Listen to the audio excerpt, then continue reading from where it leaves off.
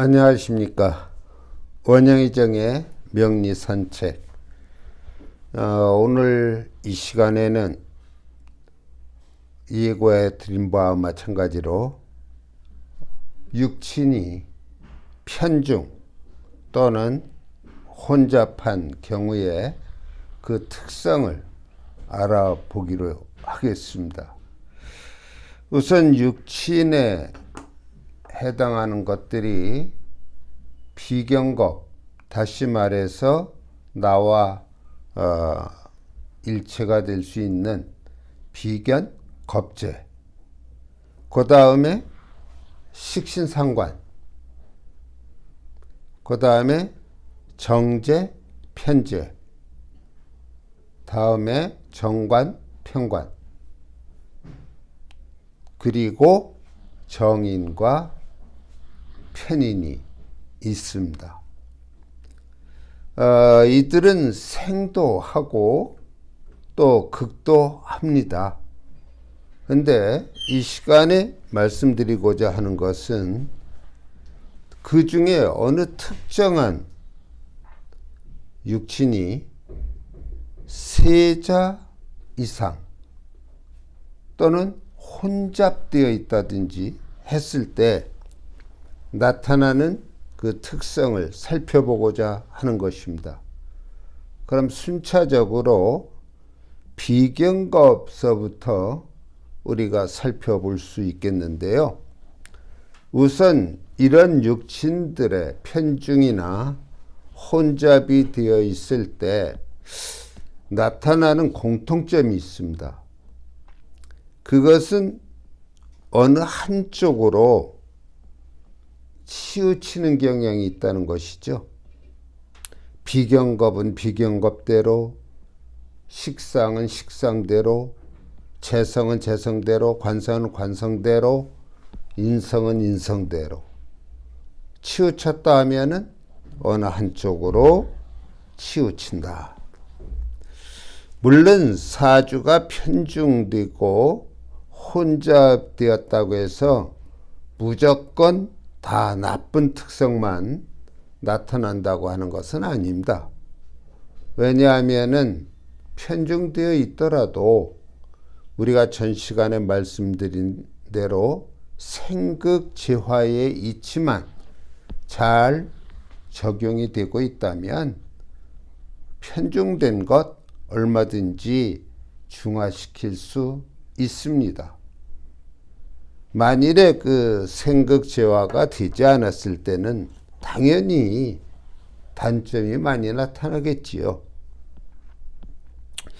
우리가 그 생극재화 했을 때 예를 들어서 사주에 식상이 많다, 편중되어 있다.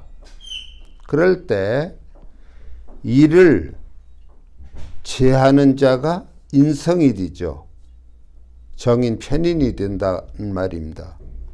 그 인성이 그 식상을 극제하면 또 인성이 아니고 재성, 정재, 편재성이 강하면 그 식상을 설기시켜 주기도 하는 것이죠.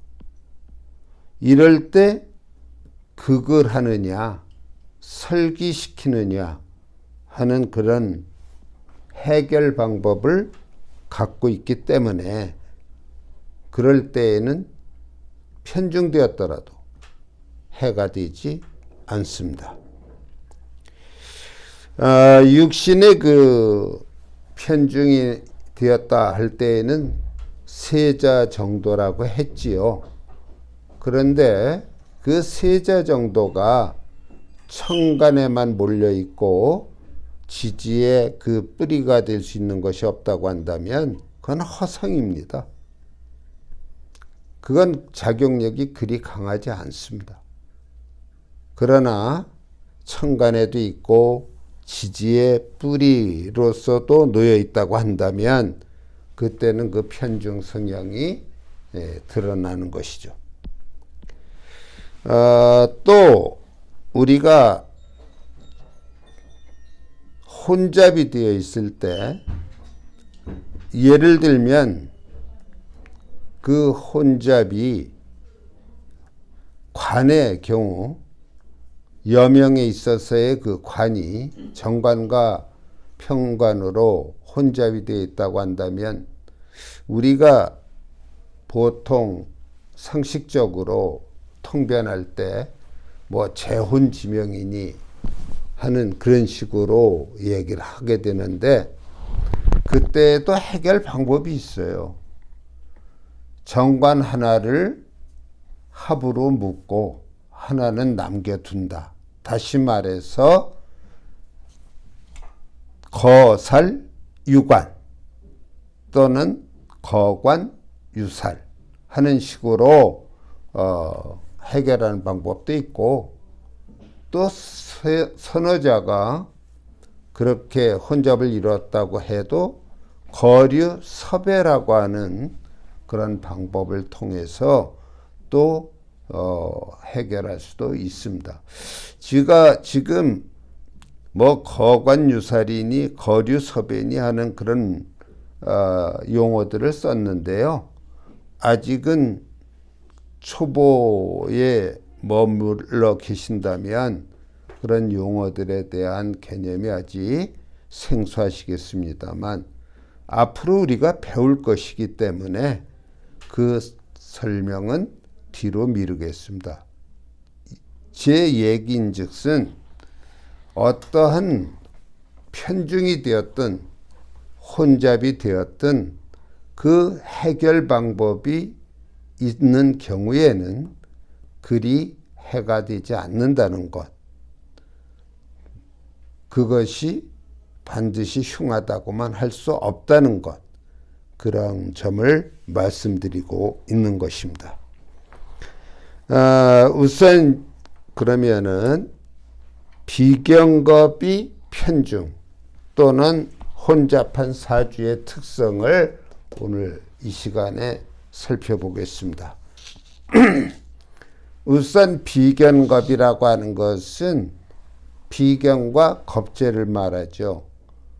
일간의 형제 자매, 그러니까 뭐 형아우도 될 수 있고 누나 여동생도 될 수 있는 것이죠. 그러한 비경겁이 편중 또는 혼잡한 사주의 경우는 어떠한 특성을 갖느냐 하는 걸 우리가 알아보겠습니다. 우선 장점보다는 단점이 좀 더 많기 때문에 장점에 대한 얘기를 간단히 정리하고 그 다음에 단점들을 살펴보도록 하겠습니다. 우선 비경겁이 많다, 편중되어 있거나 또는 혼잡해서 비경겁이 왕하다고 한다면, 장점에 있어서는 첫째, 독립과 개척정신이 강하다. 자립정신이 강하다는 것이죠. 독립, 개척, 자립, 그러한 정신이 강해서 남에게 의지하거나 굽히지 않습니다. 자기 자신의 신념을 믿고 행동하는 스타일이기 때문에 자수성가하는 사주라고 볼 수가 있죠. 왜냐하면은 그런 비경겁이 편중되어 있고 그러면은요, 이 세상에 믿을 수 있는 것은 자기 자신밖에 없다고 생각을 합니다.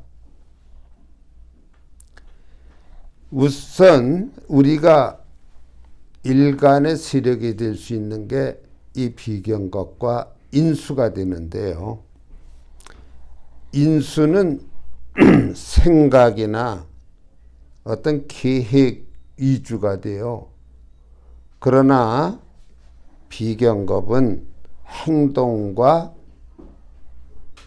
박력이라고 볼 수 있습니다. 사주에 명주에 비겁이 없을 수 있어요. 그러면은 그 사람은 어떤 생각이나 계획은 잘 세우더라도 방력과 추진력은 약하구나. 그렇게 생각할 수 있습니다. 그러나 여하튼 간에 이 비경겁이 편중되면 자존심 강하고 독선적이고 남의 도움말을 무시하고 또한 매사 의심하고 하는 그 의심하는 그러한 습관이 있어서 주변의 친구나 동료 또는 형제 자매들과 잘 화합하지 못하고 사교적이지 못하는 그러한 성격을 지닙니다. 다시 말하면 자기가 최고라는 생각에 빠져서 매사를 처리하려고 드는 것이죠. 그러다 보니 주위로부터 따돌림을 당할 수밖에 없는 거 아닙니까? 또는 그 경쟁이 강해져서 배신을 당할 수도 있고 또 자기 자신이 상대방을 배신해서 결국은 파국에 이르는 경우도 있습니다.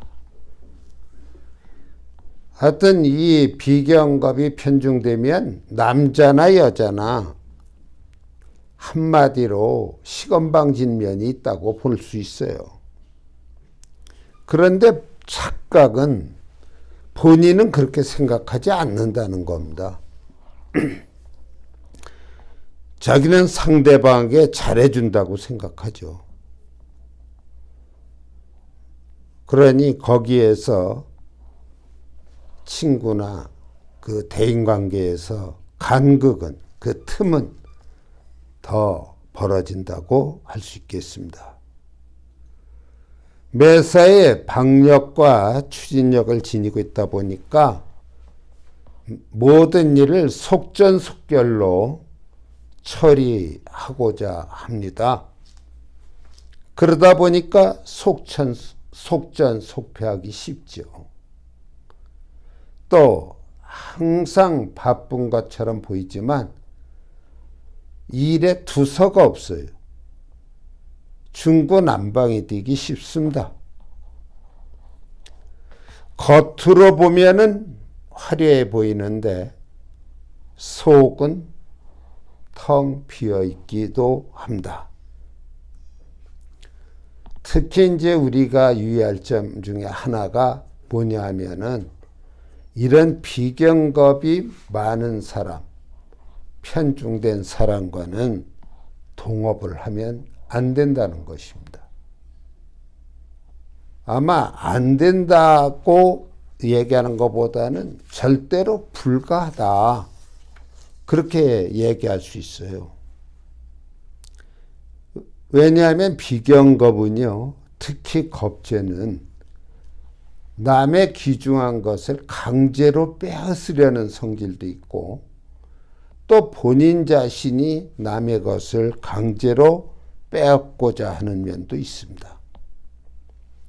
그러니까 항상 시비, 쟁투가 벌어지죠. 두 번째로 유의할 점은 절대로 가까운 사람과 금전 거래를 해서는 안 된다. 돈 잃고 사람 잃어요. 뭐 친구 사이에, 형제 자매 사이에 돈 빌려줄 수 있죠. 그러면 때가 되면 갚아야 되지 않습니까? 그런데 잘 안 갚아요. 또 실패해서 못 갚을 수도 있어요. 그러다 보면은 의의가 상하고 서로 싫은 얘기가 오고 가는 것이죠.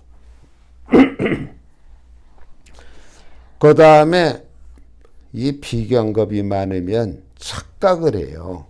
뭘 착각하느냐 하면은 자기가 신앙하기 때문에, 강하기 때문에 상대적으로 인수의 도움을 필요로 하지 않는다는 겁니다. 그러면 인수에 대한 필요를 느끼지 않는다면 공부도 안 하려고 해요. 공부도 필요 없다. 부모도 필요 없다. 부모의 도움도 필요 없어. 그런 공부를 하지 않거나 또는 부모의 어떤 도움말이나 이런 것도 듣지 않으려 하기 때문에 실패할 확률이 더 많아지는 것이죠. 당연히 인수에 해당하는 나이 드신 분들의 말씀을 귀담아 듣지 않아요. 그러니 예의에 어긋난 행동을 많이 하겠지요. 또 비경겁이 편중되면은요, 의심이 많아요. 그러다 보니까 결혼한 부부라고 한다면은 의처증이나 의부증 같은 것이 생길 수 있는 것이죠.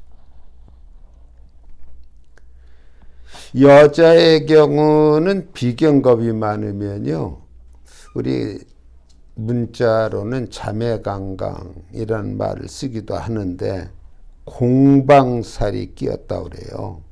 그래서 빈 방을 홀로 지키는 그러한 처지가 되어버린다.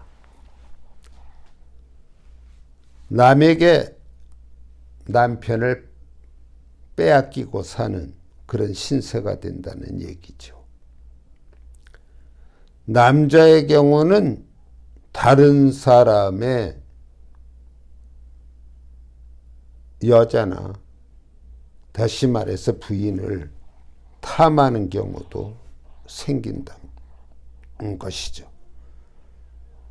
여하튼 간에 굉장히 그 부부관계에 있어서 이 비경겁이 강한 사람은 좋게 얘기하면 카리스마가 있어서 일방적인 성격을 띈다 이렇게 볼 수도 있겠지만 여하튼 불안정한 생활을 하는 것 틀림없는 사실입니다.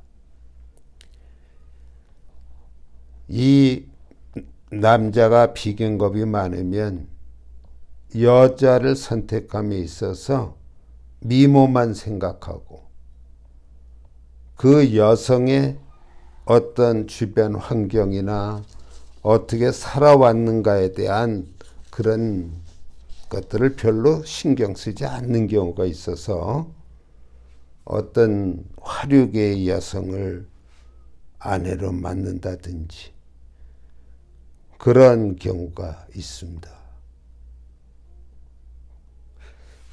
우리가 이 비경겁이라고 하는 것은 재성을 극해요. 그러니까 비경겁이 편중돼 있으면 재를 극하는 작용이 강할 거 아닙니까? 그러면은 우리가 그 재성은 남자한테는 처가 재성이 되겠죠. 또 결혼한 여성에게는 시어머니가 재성이 되겠고 남녀 공통으로 아버지가 재성이 됩니다.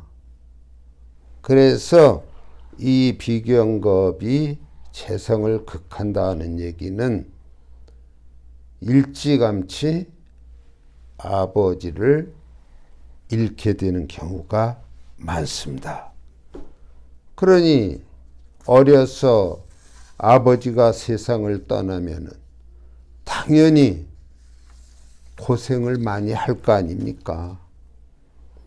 어릴 때부터 객지 생활을 하고 아버지의 도움이 없는 삶을 살다 보니까 다른 사람들에 비해서 모든 것이 스타트가 늦어지는 것이죠. 설사 아버지가 돌아가시지 않았다고 해도 부자지간에 사이가 안 좋아요. 서로 티각태각하게 되죠.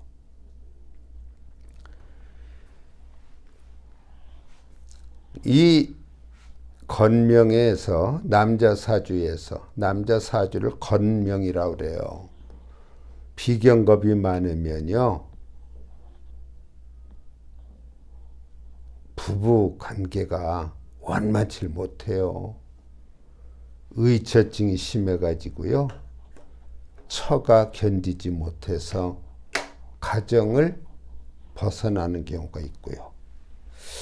또 여성의 경우는 관성에 문제가 생겨요. 어떤 문제가 생기느냐면은 남편의 입장에서 보면은 그 여자 사주에 많이 놓여 있는 비경겁들이 다 재가 되거든요.